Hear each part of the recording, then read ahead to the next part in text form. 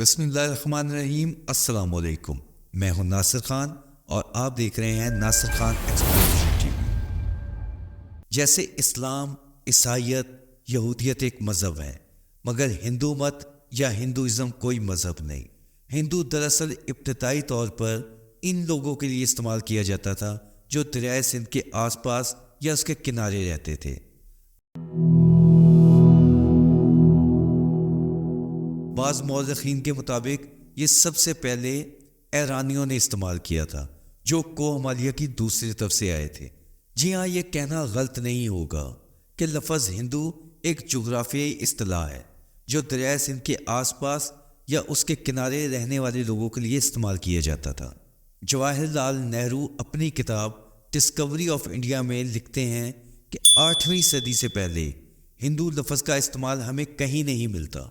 اس کے بعد بھی یہ لفظ ہندو ایک قوم کے لیے استعمال کیا گیا تھا، نہ کہ مذہبی طور پر۔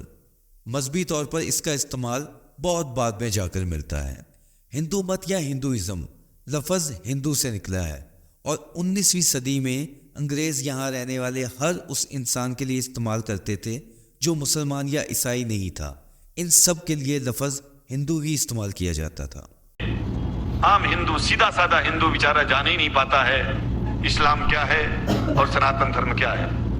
سناتن دھرم اور اسلام میں کوئی بھید نہیں ہے اور ہندو دھرم تو کوئی دھرم ہی نہیں ہے۔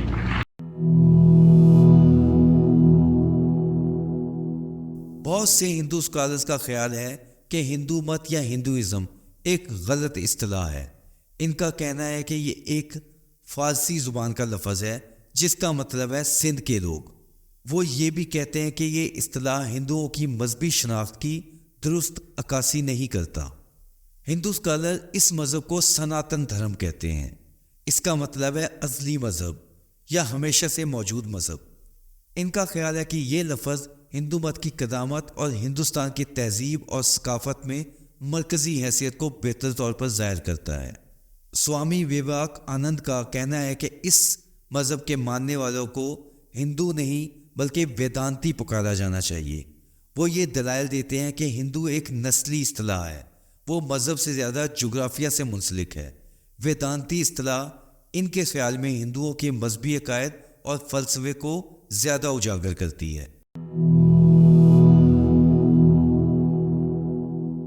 جبکہ اگر ہم اسلام کو دیکھتے ہیں تو اسلام ایک عربک لفظ ہے جو کہ سلام سے نکلا ہے، جس کا مطلب ہے امن اور سلامتی۔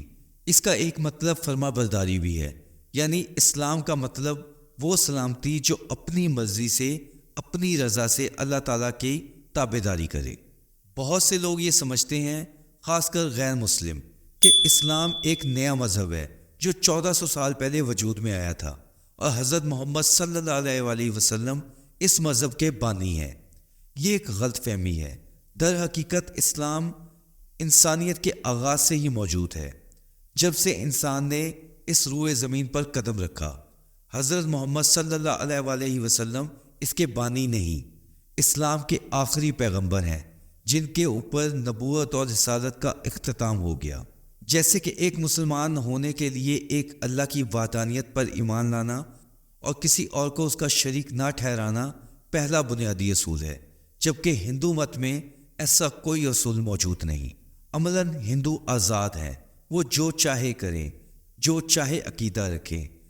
نہ ہی کوئی ایسی چیز ہے جس پر اس کا عمل کرنا لازم ہو، نہ ہی کوئی ایسا عمل ہے کہ جو کرنے سے وہ ہندو مت کے دائرے سے باہر ہو جائے۔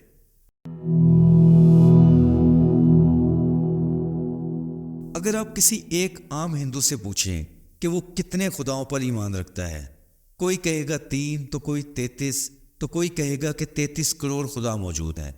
لیکن اگر آپ یہ سوال کسی ایسے ہندو سے پوچھیں جو کہ اپنے مذہب کے بارے میں معلومات رکھتا ہو تو اس کا جواب ہوگا کہ ہمیں صرف اور صرف ایک بھگوان پر یا خدا پر یقین رکھنا چاہیے۔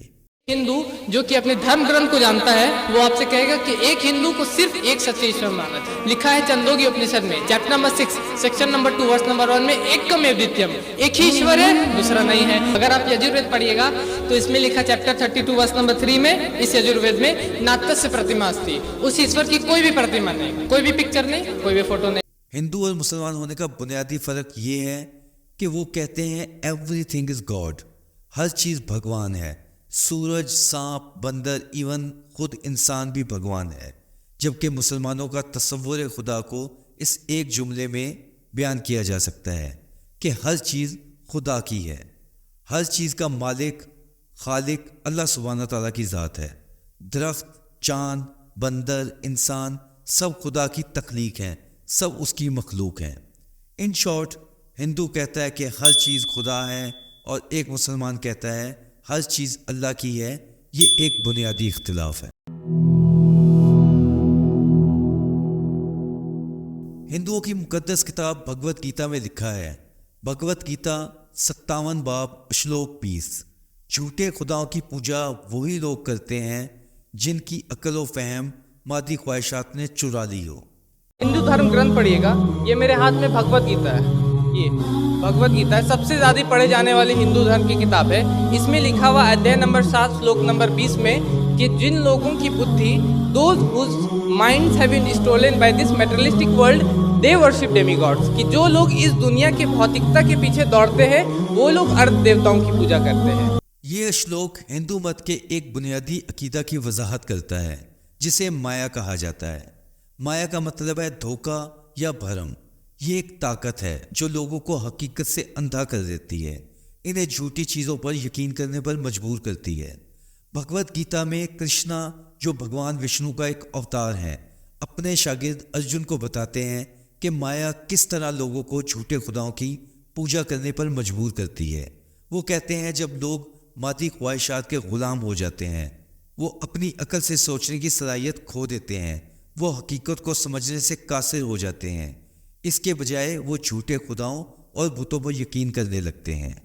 چند وگیا اپنشد ہندوؤں کے ویدوں کا ایک اہم حصہ ہے، اسے اپنشد میں سب سے قدیم اور اہم ترین سمجھا جاتا ہے۔ چند وگیا اپنشد باب 6 دوسرا حصہ اشلوک 1، وہ ایک ہے کسی دوسرے کے بنا، اور قرآن مجید میں ارشاد ہے قل هو اللہ احد، سورہ اخلاص آیت نمبر 1۔ چھٹے باب کے دوسرے حصے میں شلوک 1 میں یہ شلوک خدا کی وحدانیت کی بات کرتا ہے، وہ واحد ہے بغیر کسی دوسرے کے، ایک برہما۔ یہ شلوک ہندو مت کے بنیادی عقائد میں سے ایک کی وضاحت کرتا ہے جسے ایک برہما کہا جاتا ہے۔ برہما کا مطلب ہے واحد حقیقت۔ یہ عقیدہ یہ ہے کہ کائنات میں صرف ایک ہی حقیقت ہے جسے برہما کہا جاتا ہے۔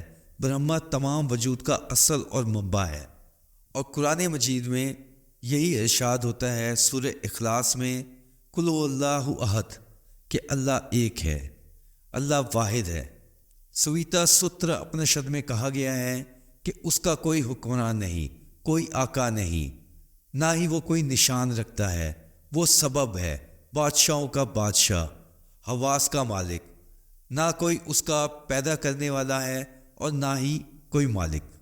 اور اب اگر ہم قرآن کریم کی سورہ اخلاص کا ترجمہ کریں تو ہمیں یہی پیغام ملتا ہے۔ اعوذ باللہ من الشیطان الرجیم، بسم اللہ الرحمن الرحیم، قل هو اللہ احد اللہ الصمد لم یلد ولم یولد ولم یکن له کفوا احد۔ کہو کہ وہ معبود برحق جس کی میں عبادت کرتا ہوں اللہ ہے، وہ ایک ہے، اللہ بے نیاز ہے، وہ نہ کسی کا باپ ہے اور نہ کسی کا بیٹا، اور کوئی اس کا ہمسر نہیں۔ ایسے ہی ہندو مت میں وید بہت اہم مقام رکھتے ہیں، جن میں 4 وید ہیں، رگ وید، یجروید، سام وید، اتھروید۔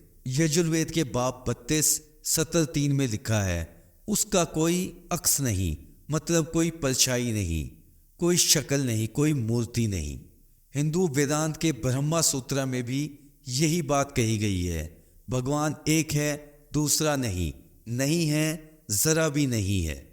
ایسے ہزاروں نہیں تو سینکڑوں اشلوک موجود ہیں، ایک خدا، ایک اللہ ہونے کا پتہ بتاتے ہیں۔ سب کے بارے میں بتانے لگ جاؤں تو ویڈیو انتہائی لمبی ہو جائے گی، لیکن ہندو دوست اپنی مقدس کتابوں سے بھی ایک خدا کے تصور کو پا سکتے ہیں تو پھر یہ مورتی پوجا کیوں؟ خود سے سوچئے گا۔